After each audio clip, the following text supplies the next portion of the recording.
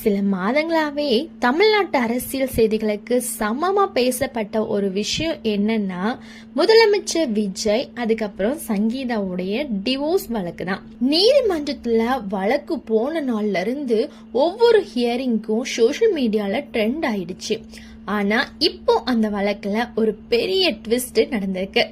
சங்கீதா தரப்புல இருந்து இந்த வழக்க இனிமே தொடர விருப்பம் இல்லைன்னு நீதிமன்றத்துல தெரிவிச்சிருக்காங்க. வீடியோ கான்பரன்ஸ் மூலமா ஆஜரான சங்கீதாவும் அதையே சொல்லிருக்காங்க. அதுக்கப்புறம் நீதிமன்றமும் வழக்க வாபஸ் பெறதுக்கு அனுமதி கொடுத்திருக்கு.